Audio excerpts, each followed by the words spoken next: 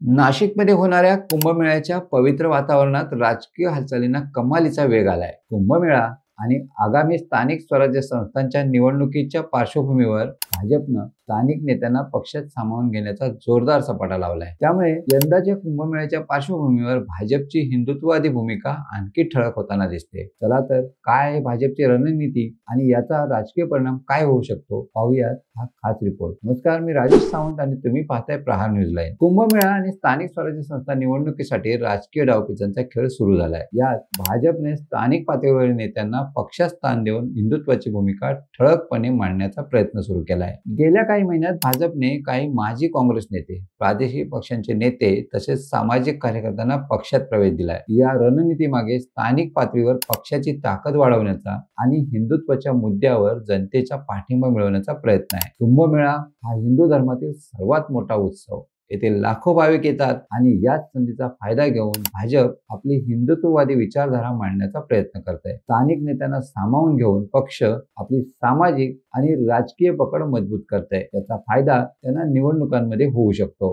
कुंभमेळ्याच्या पार्श्वभूमीवर भाजपनं हिंदुत्ववादी भूमिकेला धार आणण्यासाठी अनेक उपक्रम हाती घेतलेत. पक्षाचे नेते साधू संतांच्या गाठीभेटी घेत आहेत, धार्मिक कार्यक्रमांना हजेरी लावत आहेत, स्थानिक समस्यांवर लक्ष केंद्रित करतायत. त्यामुळे पक्षाला धार्मिक आणि सामाजिक पाठिंबा मिळतोय. भाजपच्या या रणनीतीला विरोधकांनी मात्र राजकीय खेळ असं म्हटलंय. कुंभमेळ्यासारख्या धार्मिक प्रसंगाचा वापर राजकीय फायद्यासाठी करणं चुकीचं आहे अशी विरोधकांची भूमिका आहे. मात्र भाजपनं या टीकेला भीक घातलेली नाही. उलट हिंदुत्व ही मूलभूत विचारधारा आहे आणि ती पुढे नेण्यासाठी भाजप कटिबद्ध आहे अशी भाजप नेत्यांची भूमिका आहे. कोणत्याही परिस्थितीत स्थानिक स्वराज्य संस्थांच्या निवडणुकीत शहर आणि गाव पातळीवर एक हाती वर्चस्व प्रस्थापित करायचंच हे भाजपचं उद्दिष्ट आहे आणि त्यासाठी भाजपने कंबर कसली. महापालिका ताब्यात आल्यास हुकमी मतपेढी तयार होईल आणि त्याचा आगामी निवडणुकांसाठी फायदा होईल ही भाजपची रणनीती आहे. तर दुसरीकडे महायुतीचे घटक पक्ष असलेली शिवसेना आणि राष्ट्रवादी काँग्रेसनेही हालचाली सुरू केल्या आहेत. उपमुख्यमंत्री एकनाथ शिंदे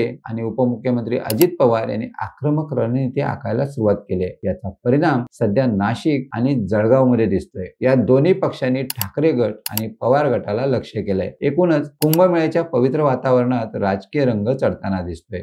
भाजपची ही रणनीती यशस्वी ठरते की विरोधकांचा विरोध प्रभावी ठरतो हे येणारा काळच ठरवेल. पण एक गोष्ट नक्की, हिंदुत्वाचा मुद्दा आणि स्थानिक नेत्यांचा पक्षप्रवेश यामुळे भाजपच वरचढ ठरतोय. तुम्हाला काय वाटतं कमेंट्समध्ये नक्की कळवा आणि अशाच नवनवीन व्हिडिओ पाहण्यासाठी प्रहार न्यूज लाईन चॅनलला लाईक, शेअर आणि सबस्क्राईब करायला विसरू नका. धन्यवाद.